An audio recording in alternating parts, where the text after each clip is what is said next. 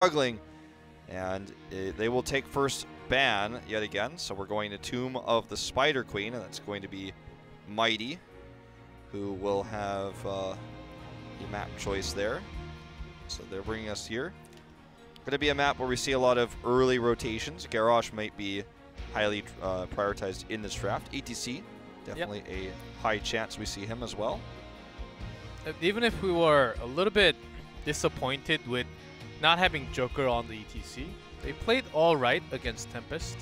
And this map, because of the rotations, the power of having ETC, the power slides, the CCs, locking in multiple targets in those small choke points, of course, rotation. It's easier to make the rotations. Also easier for new players coming into Heroes of the Storm. This is one of the easier maps to understand how to rotate around the map. So this map, of course, will be easier towards Raven, actually, who does not really prefer rotations. Game number 2, they were trying to have all the map control. Basically, they only painted their own a little, and that was it. Yeah. And they lost a lot of their paintings on that map. They definitely got invaded a bit. Couldn't accomplish much with those camps when they were being pushed in so hard. Let's see what they want to take us to in terms of drafting now, as the Abathur Sonya Vala comp did not find success. They will ban the Uther again. Maybe a target ban against Joker.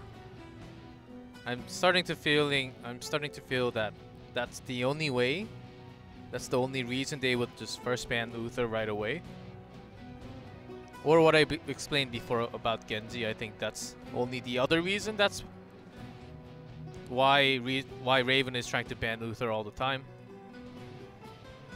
Other than that, who knows, I'll ask later. But let's see. Mighty, if they can let Raven play Genji, which I think it's okay. They don't even have to ban Avatar from what we've seen from Game 2. They can just leave everything open. Yeah. Certainly a possibility if they want to try to, you know, kind of counter it after it's been shown. I think they will just ban the Genji here, though. Oh, Ariel gets banned. Trying to keep that Ariel first ban rate high. Started off at 80% today. Definitely has dropped a little bit. This will immediately give Genji, though, to the side of Raven. What does Mighty want to use to counter it? Garrosh was the obvious one. So strong against Dive currently. Tassadar is the one that's a little bit more puzzling. Garrosh, Tassadar, ETC. You think they'll run ETC with this? I don't think so. I don't think they can. I think with the shielding onto Garrosh sometimes it's enough, sometimes it's not enough, depending on how much burst damage that Raven is going to bring in. If they bring Li Ming or Gul'dan with something else pairing up, of course Ariel's already banned, so never mind Gul'dan, but Li Ming, burst damage, Garrosh can be blown up oftentimes, so I think that's an okay approach for Raven right now.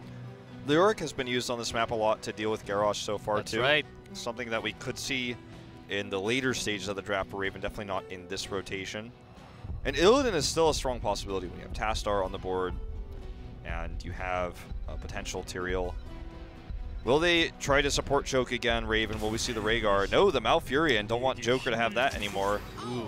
And and Lucio? This is I think this is the first time I've seen Malf with Lucio paired up. Yeah, I think I've never seen it before either. I don't even think I saw this in Quick Match at all. I don't think I've seen it in Quick Match before either, but... Okay, that's a weird one. Okay, Lucio can wall ride and harass with the auto attacks, but Malf was, I think, more of taking it away from Joker's hands, which we gave compliments after Game 2. But also, Raven has some tools like Diablos to pair up with the CC. I think this can work well, along with another damage source. And Genji, if he gets the resets, of course, that's the time of all the Dragon Blades coming out. Muradin ban means they're leaning towards other warriors themselves. Possibly the ETC you were talking about, the Rhaegar ban here. So Raven is just trying to support choke a little bit here. With Ariel banned, I mean, this will lead into very likely a Kharazim pick Karazim Tastar double support and double tank with just 1 DPS, because Karazim can also bring in some damage. I think that's an okay way of approaching this. I don't think you can run Illidan anymore though now with these bans. I don't think it's reasonable. Might just see like a Tyrael Greymane here. If the Greymane's going to be the solo DPS. Vala is still available, but not the greatest hero in this situation, I don't think. And they also need some wave clear. This map, if you cannot control the wave clear, you always fall behind and you cannot turn those gems in. So Mighty needs to think about wave clear. Stukov, Tracer. Well, this could be a nightmarish situation for Malfurion and Lucio. If they ever get anywhere near Garrosh, Stukov's got the silence, Tracer does the extra damage. Toss is there as well. This is a scary composition. Definitely non-standard though. Non-standard, and Raven should be thinking, is Tracer going to be the only damage source coming out from Mighty? Or is there going to be one more? Because Tracer does not have the best wave clear, I can tell you guys. And Tastar okay, but I think they still need another one for that wave clear. Same for Raven too. I'm saying Diablo, as I mentioned before, can pair up pretty good with Malfurion, but you think about those wave clear having all the pair-ups. Well, you think about a lot of things that might make sense, and then you look at the team name to the top right of your screen, and then you look down and you're like, okay, well, I guess maybe not. And then you see the Gul'dan come in. With the sustain, I think it's alright, even though Ariel's banned out of it. And ETC still. It's also the best ETC skin, so I can give them credit for that. Okay, this comp lacks identity. You have dive with Genji, double support, slow healing. You have Gul'dan, who needs protection, and then your main tank is ETC, who's supposed to help you dive and get picks in the early game. The laning and the rotation in the beginning of the game will be a little bit weird for Raven, of course. Okay, Stitches. I think this draft has, the Raven draft has pieces of strong drafts scattered throughout it, and it has like multiple ideas, but it doesn't have one strong identity, whereas the draft of Mighty is protect the Tracer. We've got the Garrosh. We're going to get picks in the early game. You picked Gul'dan into this composition, and you're going to have a bad time. Mighty will have to get an early lead, though, because they are going all in on this Tracer with a weird support comp here with Stukov, which can give long sustain healing, which Tracer doesn't benefit very much from. So this could be a win here in a longer game if Raven does not fall behind in the early game. We'll see if they can make it happen as we go into their third and potentially final game of this series on Tomb of the Spider Queen.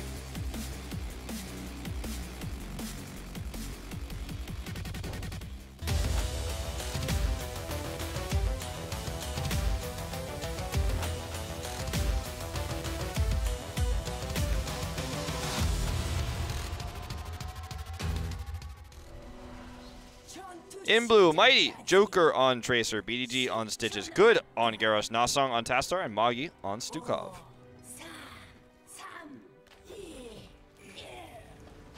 And in red, Raven, Darvish on Malfurion, Hamlin on Genji, and MX on Gul'dan, Diong on ETC, and Chom on Lucio.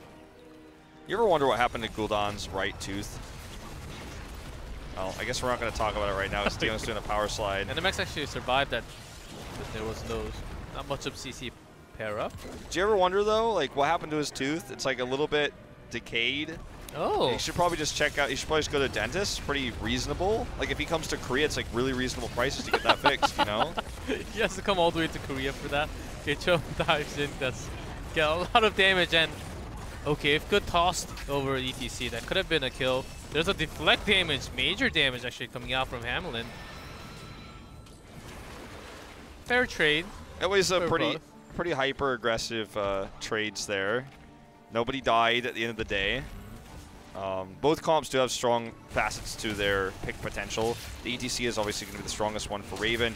They have Lucio's boop, his boop, which can work to get roots, planted and things like that. But the Stitches hooks, the Garrosh Wrecking Ball, these are the scarier parts. The silence that comes with that.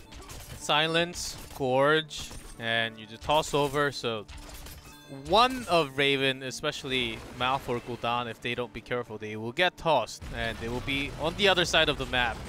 Pulse bomb onto NMX. Will he go down here? Another round. Ooh. Barely not enough. Had to recall. Joker's dead. Get caught. Gets caught with a root there. An overextension here. Magi will go down as well. This is already a disaster for Mighty. They're supposed to be winning this early game, and they are not. NMX was so low. They wanted to dive to kill him, but cost them 2 members on their side. So a bit overextendy there, a bit bloodthirsty, you could say. After watching that, no untouchable this time, please. Sign's the only one who can pick untouchable at 4. I don't think we'll see untouchable here. Ooh, another root. No escapes for BDG. He's taking a ton of damage. She could end up dying here. Another fell. Oh, ooh, and he gets the hook. Nice hook. And this is actually now, they're so extended here. Good position again from Shom. It's the boop that's required to knock them away. So all is fine when all is said and done. Hamlin does a nice deflect there. He's going to solo lane against Garrosh. What a weird game we're watching right now. Magi trying to bait here. Use his lurking arm to clear the waves. Stitch is not there with the hook in time, though. So Mighty has to go around and look for kills because yes, they cannot really pressure all lanes at the same time. And that's the same for Raven, but having Gul'dan really is helping so much for Raven right now with that wave clear. Also having those CCs with double support is going to come in handy. De is killing it on the ETC right now. You remember he used to be a tank main. His best hero was definitely not ETC, but it was his most played hero, I should say. Ooh, oh, nice look at this! With the pulse bomb. This is what they need to have been doing. This is this level of success for picks is what they needed for so long. Several gems lost in that exchange as well, probably like 10 or so. So this is really important for Mighty. They need to actually get more of this though to get a lead. They need to get 10 first, basically, with this composition in order to be standing a fighting chance with it. Is of course not the untouchable here, so we knew that was going to be the case. This parting gift, the standard one, yeah, for all tracers out there. Ooh, toss nice. is good. Toss is good, but it's a Genji, so you can always escape easily like that. If they get like someone like Lucy or Malfurion or Gul'dan, then that will be a kill for sure. Camp timing here. I for like Raven this is really camp time nice, actually. Yeah. Because this is going to allow them to poke better and try to contest turn-ins better. Need to utilize this moment though. A good route here onto good. De in position for a power slide, gets tossed though. Ooh, NMX cannot be standing like that. Needs to be behind the tanks always. No exceptions. He will get blown up by a pulse bomb. He was almost in death range for a pulse bomb. Like if he was like maybe 300 hit points less, he dies to a pulse bomb. He knew all the CC was out, so was pressuring a little bit more. De just going over the terrain like that. The only heroes that don't have mobility are Gul'dan and Malfurion with this comp too, so it's hard to actually get these picks using the Wrecking Ball alone. They need more. BG is going to get tossed in. Here's the pulse. Into the fray. Does he have enough damage? There's a last round doing the perfect damage. Big power slide coming in, but no follow-up damage since Gul'dan's already taken off. Oh, look at that hook. That was such a great hook. Unfortunately, there's no follow-up damage because no one had the trust. So we're going to see Hamlin again tossed through. De power slides have been really good this game. It makes me wonder what will happen once they do have mosh pit. Because sometimes I'm watching power slides of 4 members getting caught. He moshes with that and gets a 4-man mosh. Game's over. See you later.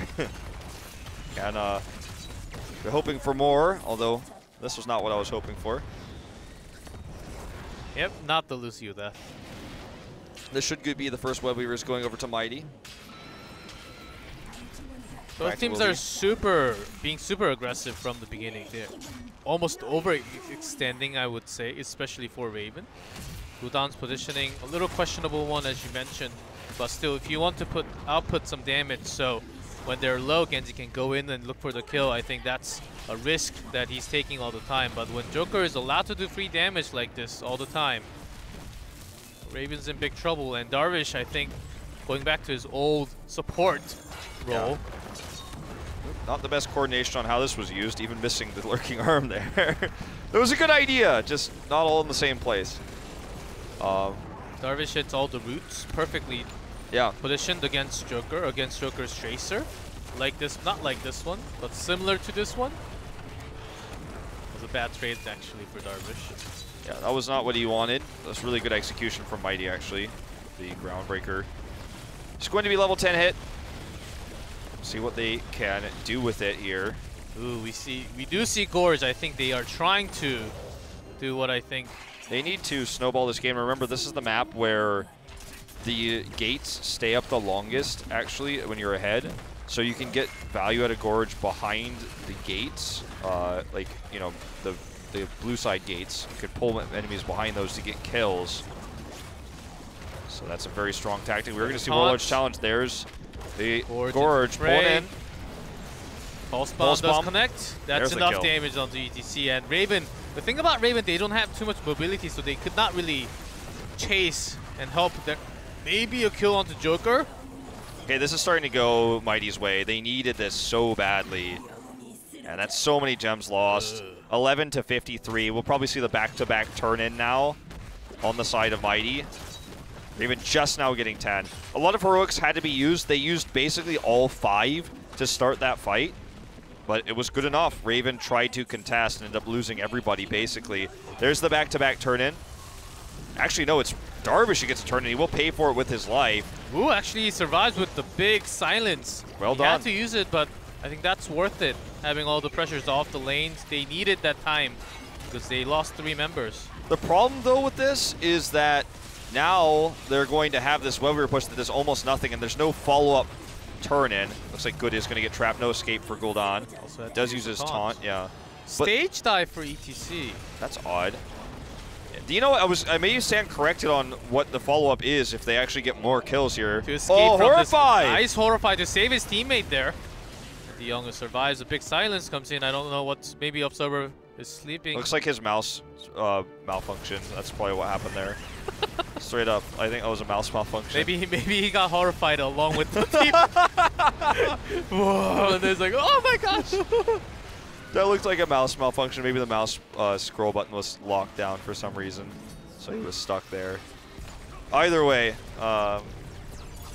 ends up being some nice picks here for Raven, and I stand corrected. It was not just going to be the defensive Web Weaver because they got 3 kills with this. And they're going to get a lot of gems. They won't have the follow-up turn-in, but I guess it wasn't absolutely necessary. And now with these gates down, the Gorge is not as powerful in lane. Yeah, that's true. So, okay, here's a really nice pullback here. Sound Barrier is used. It wasn't okay timing, I gotta say. If the target was thrown onto the other side, I think that was a better time. But with that on cooldown now, they have to be...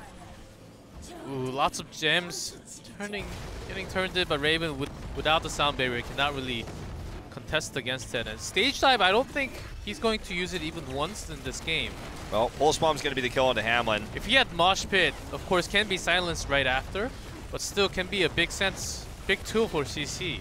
Yeah, especially with how well he's been playing the ETC. Horrors with the fray, but nice Horrify coming out from NMX. Can they turn this around? Swipe is really good. That would have been a great mosh pit. Yeah, see, that's what I'm saying is power slides are so good. That would have been a 4-man mosh, possibly 5. I couldn't even tell. At least 4, though.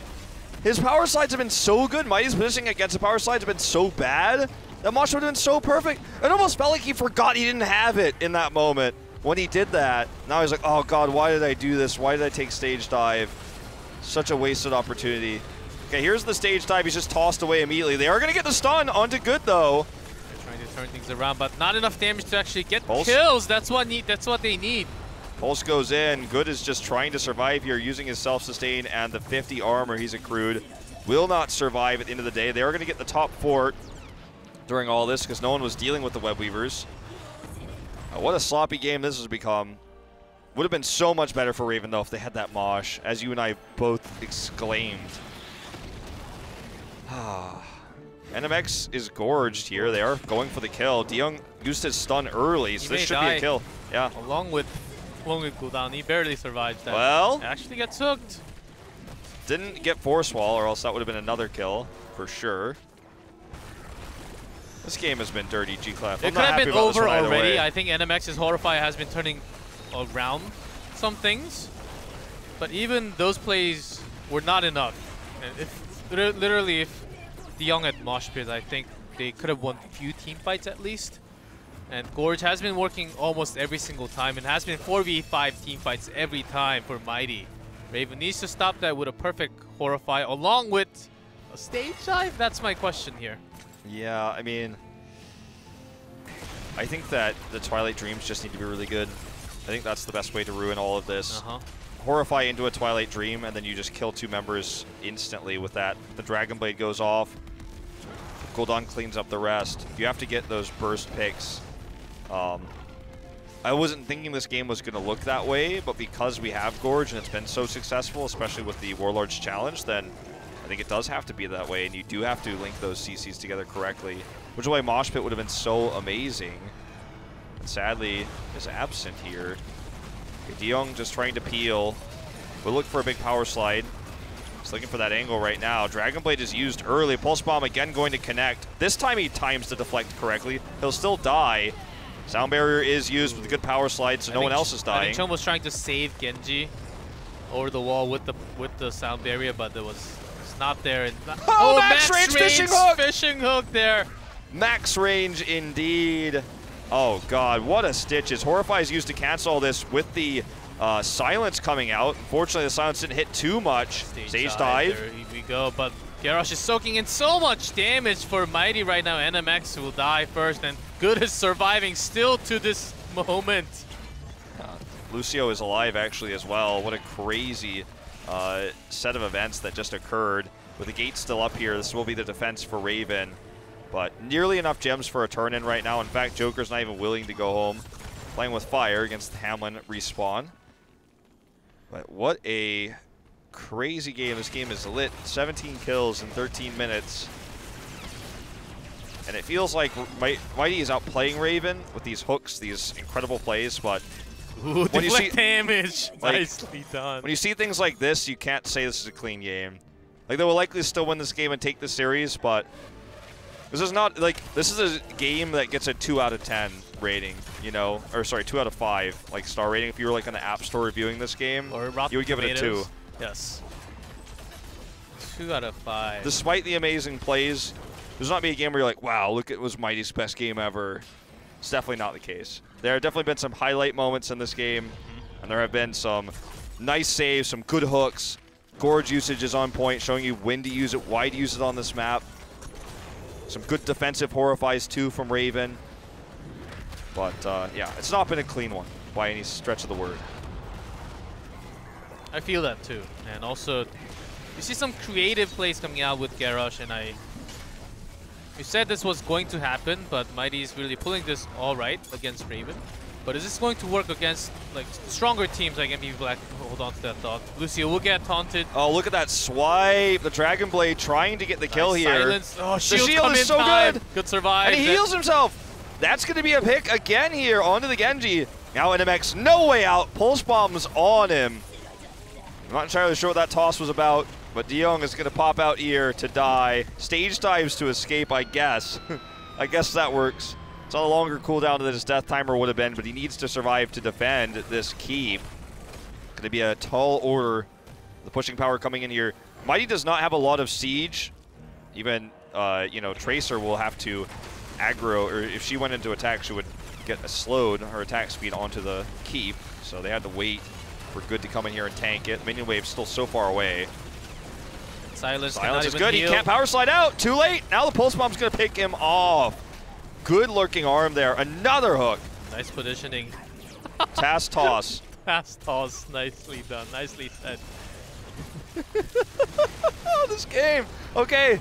They're getting out. They got the keep. Mission accomplished. It would have been a cool hook. Didn't hit this time. Okay. Hamlet's playing with fire.